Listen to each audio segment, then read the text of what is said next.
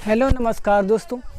आज हम बात करने वाले टॉप 5 क्वेश्चंस जो हर एक एग्ज़ाम में आए हुए क्वेश्चंस हैं, जैसे railway, NTPC, group D, SSC, CGL, other exam में आए हुए क्वेश्चंस जिसमें मैथ के क्वेश्चन पूछे जाते हैं। अगर वीडियो पसंद आए तो वीडियो को लाइक करिए, सब्सक्राइब करिए और कमेंट करिए। पहला प्रश्न है, किसी वस्तु के लागत मूल्य पर 20% का लाभ होता है, बिक्री मूल्य पर लाभ का प्रतिशत क्या होगा? मतलब लाभ परसेंट क्या होगा? तो ऐसे सवालों को लगाने के लिए सबसे पहले माना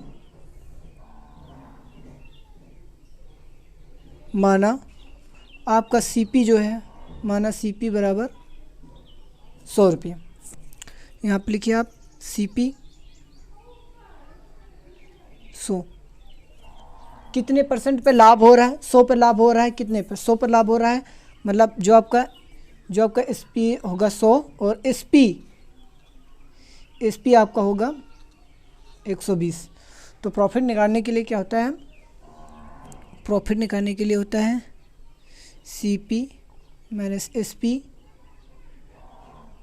बटे नीचे होता है सीपी इंटू 100। ठीक है, तो सीपी और एसपी का जब डिफरेंस निकालेंगे 100 का 120 से जब डिफरेंस निकालेंगे तो कितना बचेगा? ये बचेगा आपका 20 इंटू सीपी कितना है? सीपी है नीचे आपका 100 इंटू में 100, तो 100 कट जाएगा तो आपका क्या बचेगा? आपका बचेगा 20%। तो आपका राइट आंसर क्या है? आपका राइट आंसर है ऑप्शन नंबर 2। एक बार फिर से समझ लीजिए।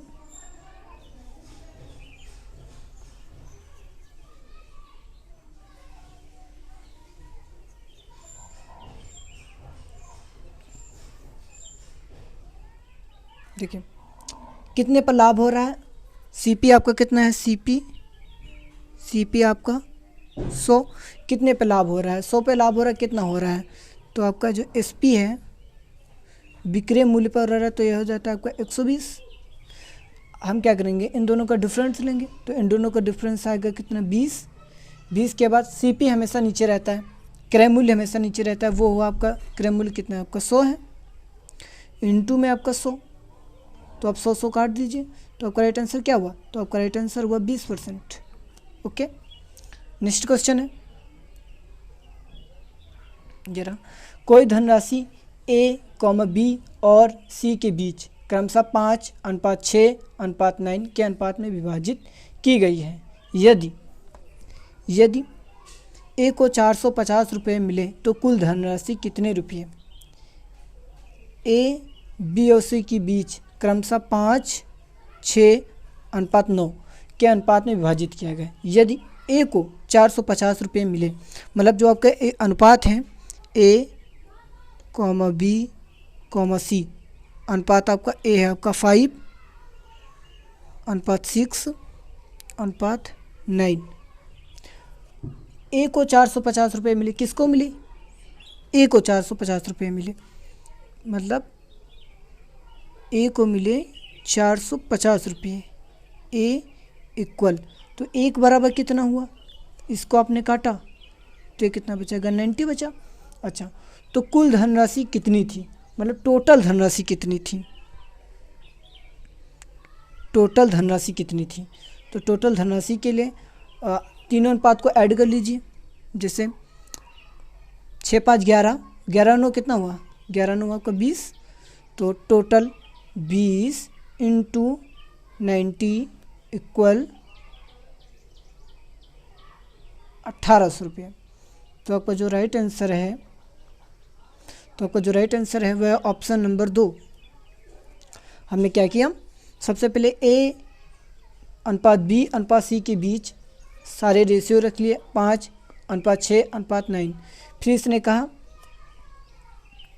इसने बोला यदि ए को धनराशि का 450 रुपये मिली, किसका? ए का मिला, तो हमने ए का इक्वल कर दिया 450। फिर हमने ए की वैल्यू निकाला, ए को हमने डिवाइड किया 5 से तो आया 90। फिर इसने बोला कुल धनराशि कितने रुपये थी? कुल धनराशि कितने रुपये थी? टोटल धनराशि के लिए हमने इन तीनों को ऐड कर लिया, तो हमने 5, 6, 11 और 9 को हम जब ऐड करेंगे हो जाएगा 20। टोटल धनराशि 1 निकला 90, तो टोटल है 20, और 20 और 90 का मल्टीप्लाई करेंगे तो ये हो जाएगा 1800। समझ में आया? नेक्स्ट क्वेश्चन, दो व्यक्ति की आयु का अनुपात 5:9 है और उनमें से एक की आयु दूसरे से 40 वर्ष अधिक है। दो अनुपात हैं 5:9 और उनमें से एक की आयु दूसरे से 40 वर्ष अधिक है। कितने वर्ष अधिक है? 40 वर्ष अधिक है। तो ऐसे सवालों को लगाने के लिए जिसमें अधिक हो, आप इन दोनों रेशियो का अंतर निकाल दीजिए, इन दोनों का अंतर निकाल दीजिए। जैसे 5x माइनस 9x इक्वल कितने पे है? 46 पे है। ठीक है, 40 ये आप घटाओगे तो ये हो जाएगा 4x इक्वल 40। सॉरी, एक मिनट, ऐसा मत करिए, आप कंफ्यूज हो जाएंगे आप। देखिए ऐसा करिए, 9x माइनस 5x इक्वल 40 वर्ष। इसका आप जब अंतर निकालोगे तो ये हो जाएगा 4x इक्वल 40। तो x बराबर, आप जब इसको 4 से डिवाइड करोगे तो ये हो जाएगा कितना? 10। x बराबर जो आपका निकल का आया वो आया आपका 10। इसने बोला उनकी आयु का योग कितना होगा, मतलब दोनों की आयु का योग कितना होगा। तो इन दोनों रेशियो कितने, जैसे 5:9, टोटल कितना हुआ? टोटल हुआ आपका 14। तो 14, ये 14 मल्टीप्लाई 10 बराबर 140। तो आपका राइट आंसर क्या है? आपका राइट आंसर है ऑप्शन नंबर 2। हमने क्या किया, सबसे पहले दोनों अनुपात का अंतर निकाला, 9x माइनस 5x दोनों का अंतर निकाला और इक्वल 40, दोनों का अंतर निकाला तो आया 4x इक्वल 40। फिर हमने एक का मान निकाला, एक के मान निकालने के लिए x बराबर 40 है, तो 4 से डिवाइड किया तो आया x बराबर 10। इसने बोला उनकी आयु का योग कितना हुआ, तो हम इन दोनों को ऐड कर देंगे ऐसे। 5 9 कितना हुआ? 14। 14 को 10 से मल्टीप्लाई कर देंगे। अगर इसने पूछा होता कि उन दोनों आयु का अंतर कितना होता तो हम यहाँ घटा देते, लेकिन हमसे ऐड करने को कहा इसलिए हमने ऐड कर दिया। नेक्स्ट क्वेश्चन है, n को 4 से भाग देने पर 3 शेष रहता है। n को 4 से भाग देने पर 3 शेष रहता है, तो 2n को 4 से भाग देने पर शेष क्या रहेगा? किसको? 2n को 4 से भाग देने पर शेष क्या रहेगा? तो आप यहाँ करिए, सबसे पहले आप लिख दीजिए आप 2n, ठीक है। n का मान 2n कितने से भाग देने पर? 4 से भाग देने पर, ठीक है। लेकिन यहाँ पर आप लिखिए 2, n का मान वो रखिए जो आपका शेष है। जैसे n का मान आपका शेष क्या है? n का मान आप वो रखिए जो शेष में हो, जैसे ये यहाँ पे लिखा 3 शेष, तो आप यहाँ पे मल्टीप्लाई कर दीजिए 3/4, तो ये हो जाएगा 6/4।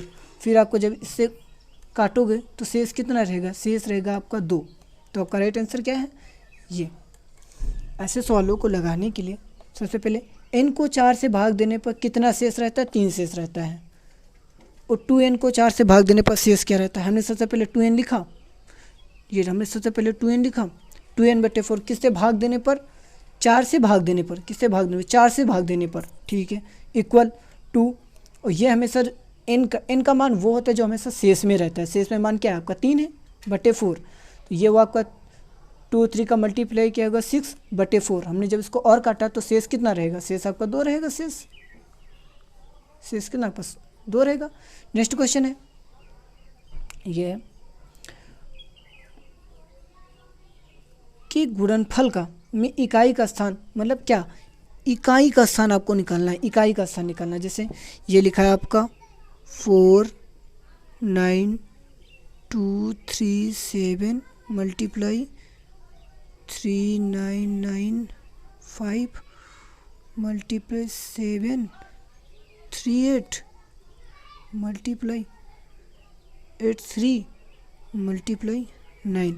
तो ऐसे सवालों को लगाने के लिए हम सबसे पहले स्टेप बाय स्टेप करेंगे। जैसे ये 9 है, ये 9, इस 9 को हम इससे मल्टीप्लाई करेंगे, तो ये कितना हो जाएगा, 9 को हम 3 से मल्टीप्लाई करेंगे 27 आएगा। देखो 9 को हम 3 से मल्टीप्लाई करेंगे तो 27 आएगा।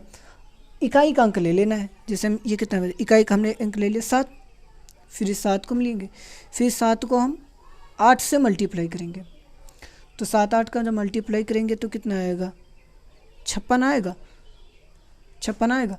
फिर अब इस इकाई को हम अंक को ले लेंगे, इसको ले लेंगे 6 को, फिर 6 को हम ले लेंगे, फिर 6 को जब हम 5 से मल्टीप्लाई करेंगे, 6 को जब हम 5 से मल्टीप्लाई करेंगे तो ये कितना हो जाएगा, ये हो जाएगा 30, और 0 की मल्टीप्लाई फिर इस 0 को, मतलब इस 0 को हम फिर इस 0 से मल्टीप्लाई करेंगे, तो 0 की मल्टीप्लाई हमेशा 0 होती है। तो आपका राइट आंसर क्या हो गया, तो आपका right answer option number A.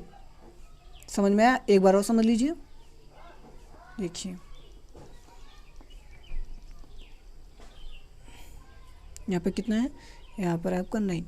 हमने सबसे पहले क्या किया, गुणनफल के स्थान वजह से 9 है, 9 को हमने 3 से पहले 3 से मल्टीप्लाई किया तो कितना है, 9 3 27। एक मिनट,